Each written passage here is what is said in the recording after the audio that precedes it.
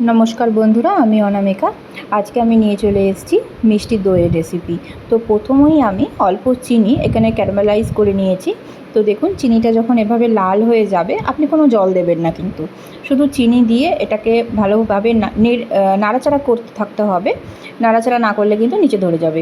তো এইভাবে যখন লাল হয়ে যাবে তখন আপনি নামিয়ে নেবেন এবং আগে থেকে গরম করে হালকা ঠান্ডা করে নেওয়া দুধ এতে ঢেলে দেবেন।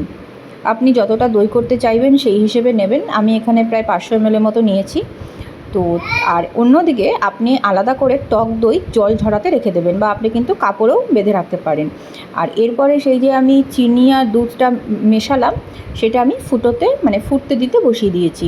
আর এখানে আমি একটা এরকম মাটির ভাঁড় নিয়েছি, তাতে অল্প দই দিয়ে আমি একটু চারপাশটা মাখিয়ে নিয়েছি, তাতে দইটা সেট হয়, তাড়াতাড়িও হয় আর ভালোভাবে হয়। তো এছাড়াও আপনি মাটির ভাঁড় ছাড়াও কিন্তু যে কোনো স্টিলের পাত্রেও কিন্তু দই বসাতে পারেন। আর এদিকে আমার দুধটা আমি ভালো করে ফুটিয়ে নিচ্ছি। দুধটা যতটা নেবেন তার চেয়ে একটু আপনাকে রিডিউস করে নিতে হবে, ফুটিয়ে মানে একটু ঘন করে নিতে হবে দুধটা।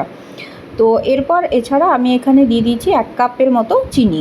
তো চিনিটা একটু বুঝে শুনে দেবেন, কারণ প্রথমে আপনি অল্প চিনি ক্যারামেলাইজ করেছেন, দেন আপনি এক্সট্রা করে চিনি অ্যাড করছেন। তো চিনিটা আপনি আপনার মাপ অনুযায়ী দেবেন।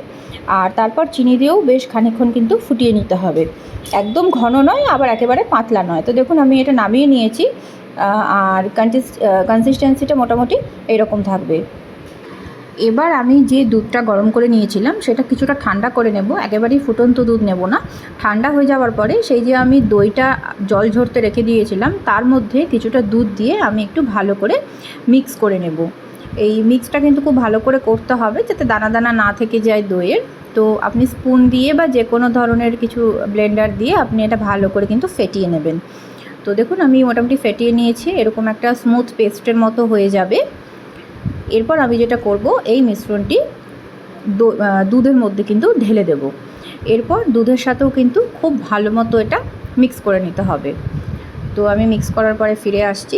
এইভাবে হাতা দিয়ে আমি ভালো করে মিক্স করে নিচ্ছি। তো দেখুন, আমার মোটামুটি এখানে মিক্স করা হয়ে গেছে।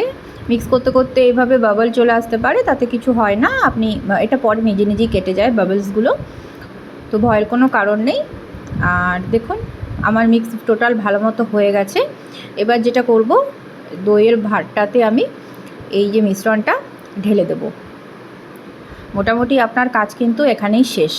এরপরে দইটাকে আপনাকে রেস্ট করতে দিতে হবে অনেকক্ষণ। তারপর কিন্তু বাড়িতে তৈরি একদম পিওর হোমমেড দই কিন্তু রেডি। তো আমি এখানে ভালো মতো এটা ঢেলে দিলাম।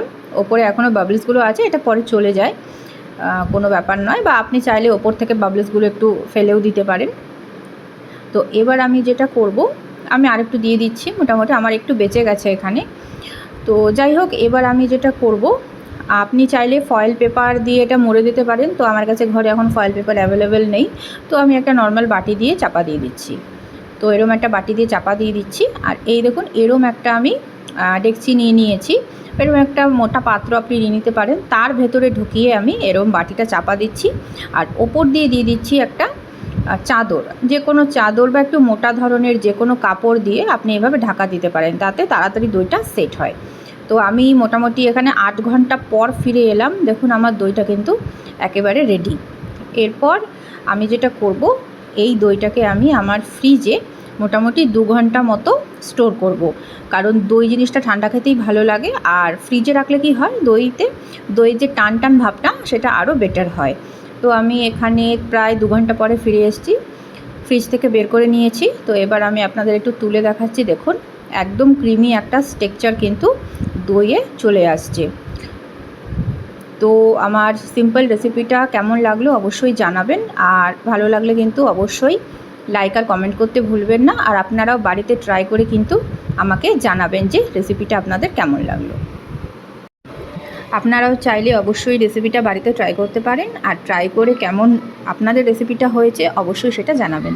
তো আজকের মতো এইটুকুই। Thank you.